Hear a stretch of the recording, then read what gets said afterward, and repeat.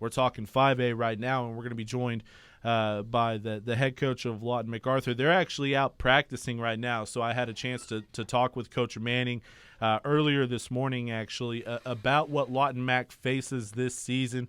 Dived into a lot of topics, but we started off the conversation talking about how Lawton MacArthur's in a different situation now than they've ever been as they become the hunted in Class 5A. They're used to chasing after that gold ball. They finally got it done, and we started off the conversation talking a little bit about how the mindset at Lawton Mac is now not to chase after a state championship, but to defend that state title. I don't think it's changed. I mean, we have always and will always continue to try to practice hard and work hard in the weight room and get our kids to act right.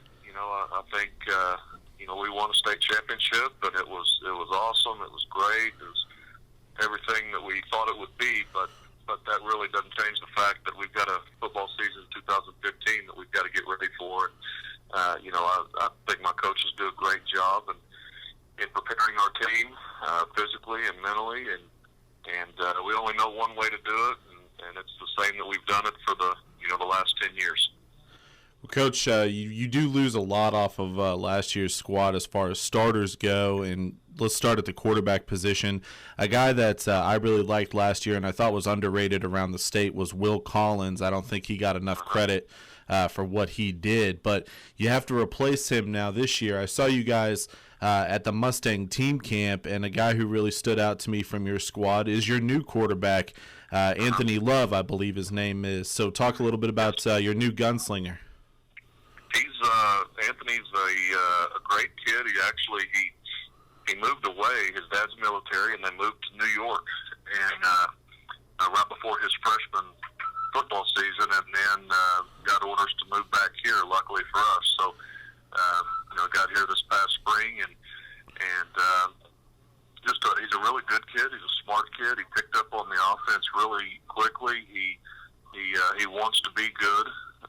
He's always watching video, asking me if we could sit down and go over something. And he works hard in practice. And, he's been in an offense these last 2 years that hadn't thrown the ball a lot. We throw the ball quite a bit. So it's been an adjustment for him, and he's getting better every day with it. And some more guys that you have to replace are some of the skill players, the ones that were catching all those Will Collins passes. Who's going to step up this year, and who has already stepped up so far in fall practice as well as the scrimmages earlier this week? Yeah, we've got some talented kids, and especially in the receiver area. They've been playing a little bit, but they were behind some college athletes basically. So they've been overshadowed. But we've got guys like Jarvier Christian is going to play our X receiver spot.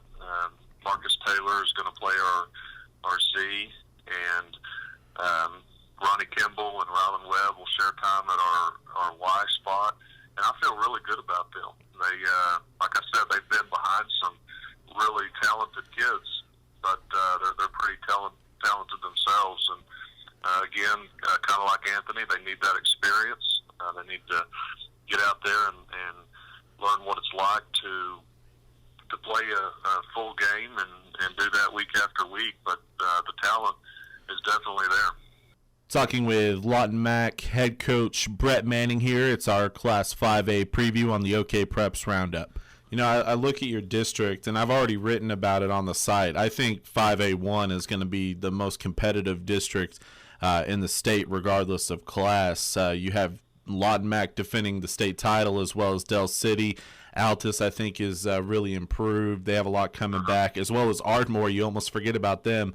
How difficult is it going to be to navigate through District 5A1, knowing that you have so many new faces, and how important does that make the non-district games before you hit district play? It's going to be a tough district. You can't forget Duncan either. They're getting better. So I think we've got 5 playoff teams in our district, and that's kind of the way it used to be. If you can remember, 10, 12 years ago, MacArthur, Altus, Ardmore, Chickasha,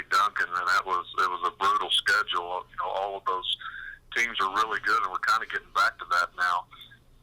With Dell City kind of taking Chickasha's old spot way back when. But it's going to be a tough district, and I tell you, our North district on the west is not any easier. And it seems to me like on the north and the south, there's at least 4 teams in each district that could possibly win it. And I don't know, but other than home field advantage right now, if it's going to be a big difference.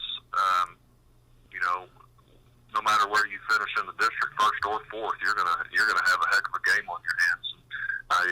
That's good. I think playing playing tough competition gets you ready for the playoffs and where everybody's tough. I'm proud of our district. I think it's one of the better ones in 5A, and hopefully will continue to be. Let's flip to the defensive side of the ball. A guy who I really liked last year, Connor Cherry, he's graduated and moved on. And once again, you have new faces in some new places. On the defensive side, who's really stood out to you so far in fall practice? Well, we've got 2 starters back defensively. We've got a linebacker, Brian Burns, and a corner who's actually going to play safety for his senior year, Walter Neal. And both of those guys are our defensive leaders.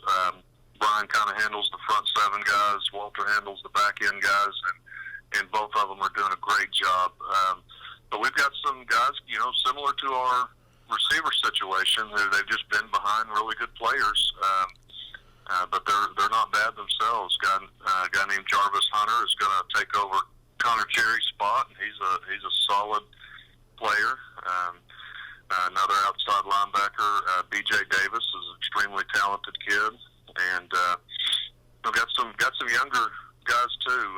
The 2 guys that have been sharing our wide receiver spot, Rylan Webb and Ronnie Kimball, are both defensive starters. Rylan at safety and Ronnie at corner, and just feel like we've got some tools. Need some experience, but we have the tools to be very competitive.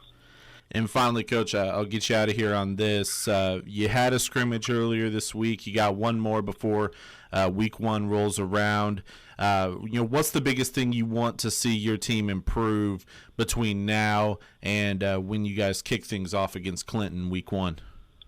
Yeah, I think we had a decent scrimmage against McGinnis, who's I think is going to be a very good team, and they. I was disappointed a little bit on our mindset going into that scrimmage. I don't think we, the excitement, the enthusiasm was not on our side the entire scrimmage, and that's one of the main things I want to see next week. We're going up against a couple of 6As and Carl Albert, and we're going to have to show up there with a better mindset, a game-like mindset. To be able to compete, or they're going to make us look really bad. So that's the main thing I want to see. We did some good things, and we made some mistakes like any first scrimmage, but I didn't like the way we approached it. So that's got to change, and that'll change this week. And then that's what you got to bring every Friday night. You have to, especially in a district like ours, you got to be ready to go. You can't go in flat and complacent, or you're going to get beat.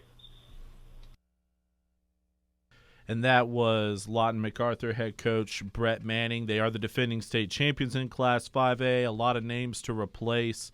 We'll see how they do this week as they wrap up scrimmage play. And they got a tough non-district schedule as well. They open up with Clinton, then week 2 they play Lawton in that Lawton battle. So Lawton Mac going to be tested before they go into district play with a lot of new faces.